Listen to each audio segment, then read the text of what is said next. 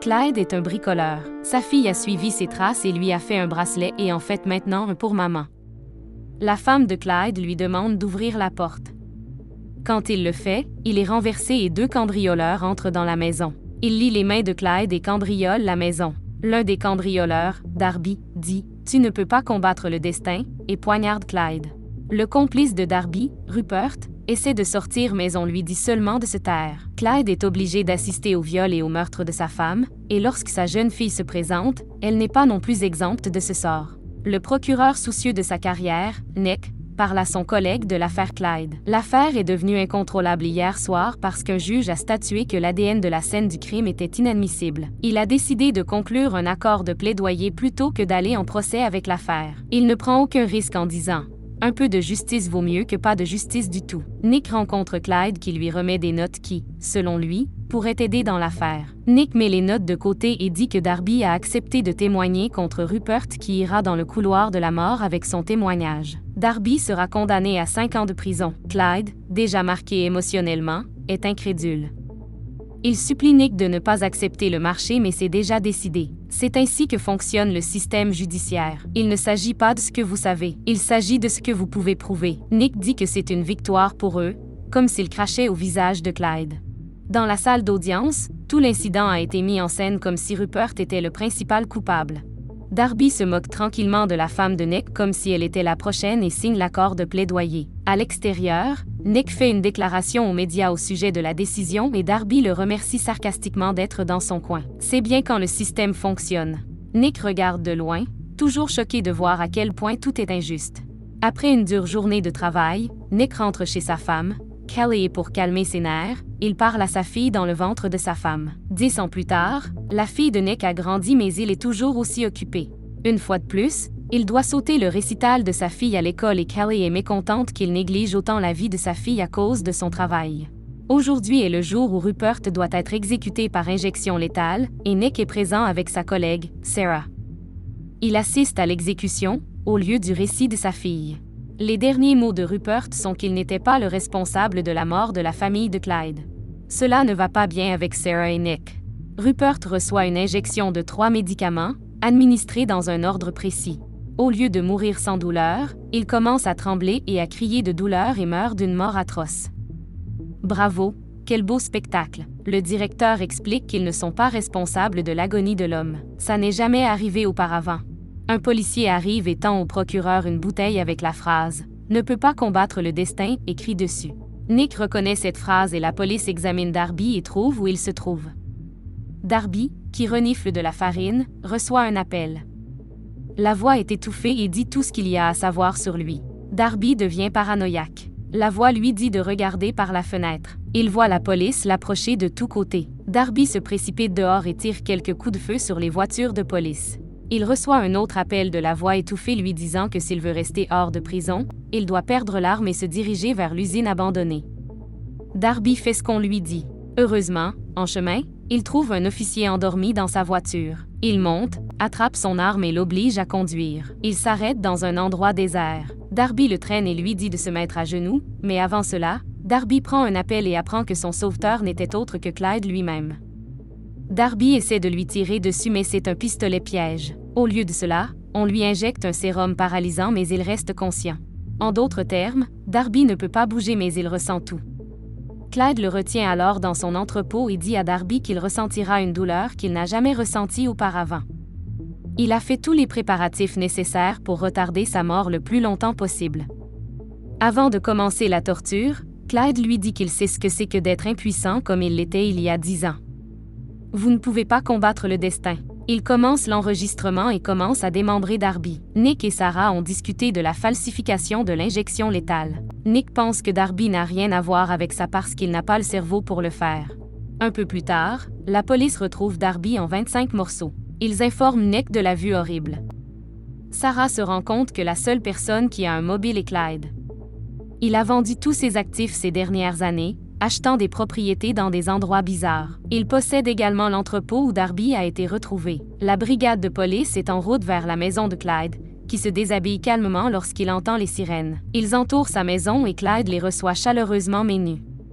Il est arrêté et sur le chemin de la voiture, il lance à Nick un regard menaçant. À la place de Clyde, il trouve des livres de droit et un morceau de journal déchiré sur lequel Nick et Darby se serrent la main. Ils font menotter Clyde dans la salle d'interrogatoire d'une prison. Malheureusement, ils n'ont aucune preuve contre lui et ne peuvent qu'espérer des aveux. La fille de Nick reçoit un enregistrement de ce qui est censé être son récital et supplie sa mère de le regarder, mais elle la refuse en disant qu'ils le regarderont avec son père. La fille de Nick met tranquillement le DVD.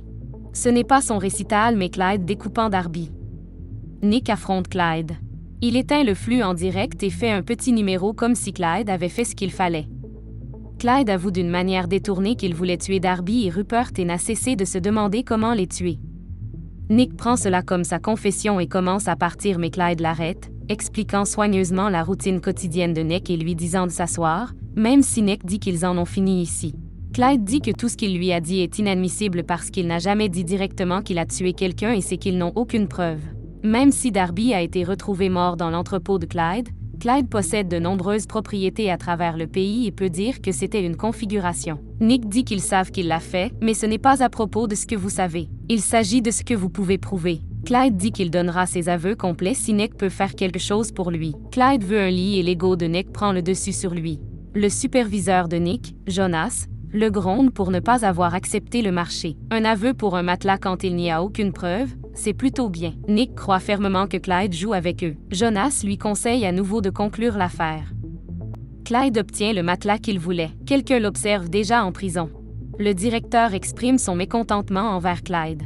Dans la salle d'audience, Nick plaide pour refuser la libération sous caution de Clyde. Pour sa défense, il prétend être un citoyen respectueux des lois et Nick n'a pas la moindre preuve pour le maintenir en détention sans caution. Le juge est enclin à être d'accord avec Clyde. Nick dit que Clyde a accepté de donner ses aveux complets mais il ne l'a pas fait.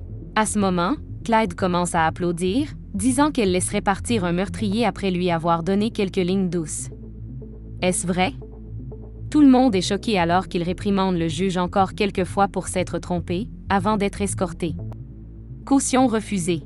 Plus tard dans la salle d'interrogatoire, Clyde décrit la bande qu'il lui a envoyée comme suit: le bien triomphe du mal, et comme promis, il admet que c'était lui sur la bande. Il poursuit en disant qu'il a encore une confession à faire mais qu'il a besoin de quelque chose en retour. Nick est fatigué d'entendre ces conneries. Clyde mentionne qu'il veut un steak de 20 onces, mi-saignant et un iPod en prison pour le déjeuner. Avant le départ de Nick, Clyde lui offre la vie de Bill Reynolds comme confession. Bill était l'avocat de Darby. Nick revient et Sarah dit que Bill a disparu depuis 3 jours.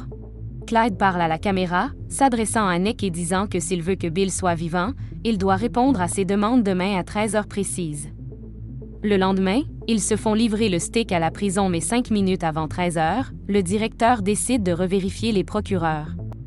Quand ils arrivent chez Clyde avec le repas, ils ont 8 minutes de retard.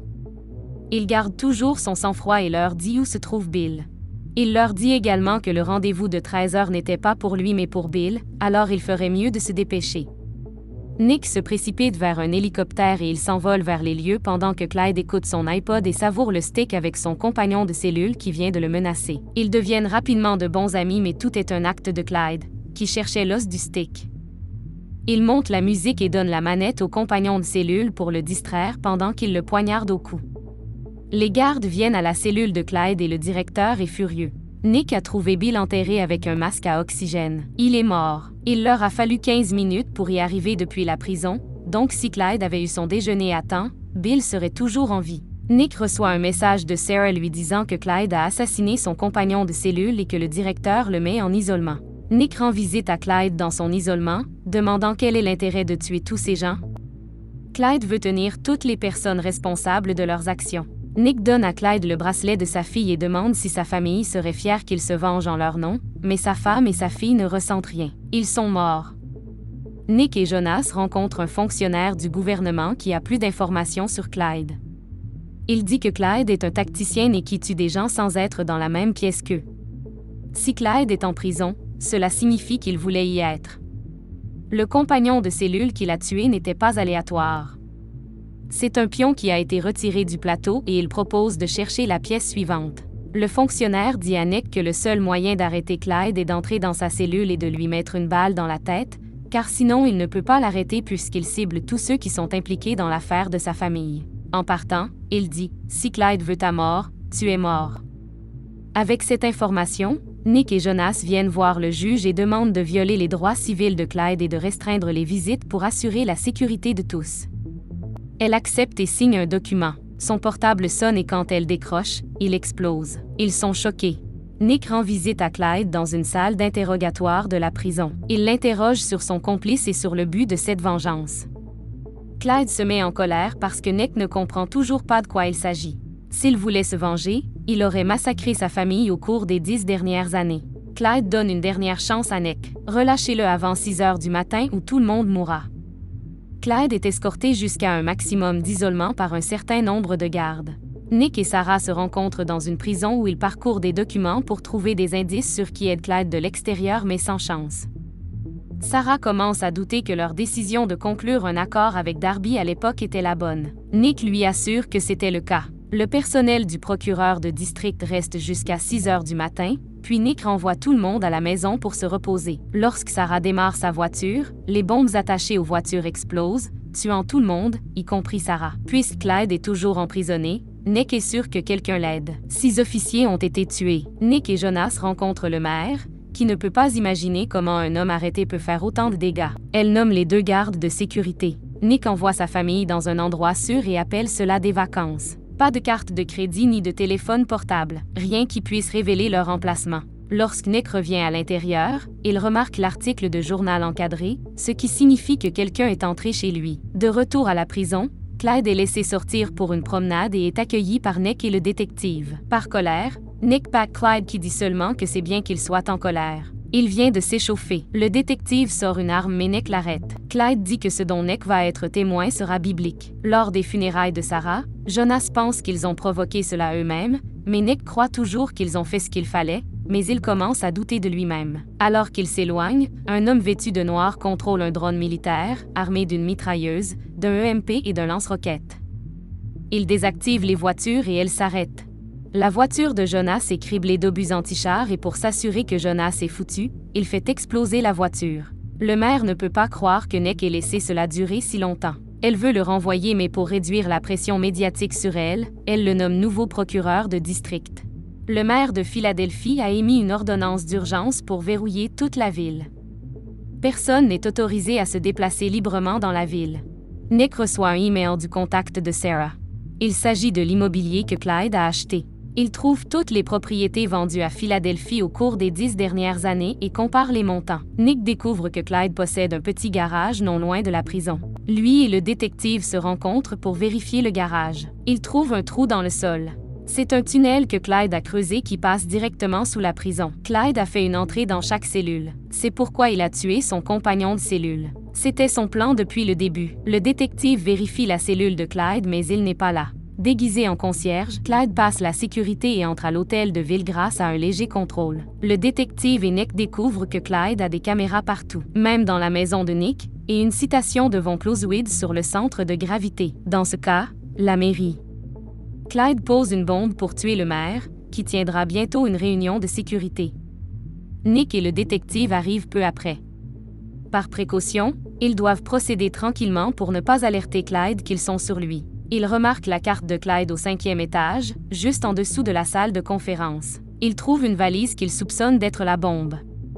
Le démineur ouvre la valise et dit que la bombe est activée par un téléphone portable et peut exploser à tout moment.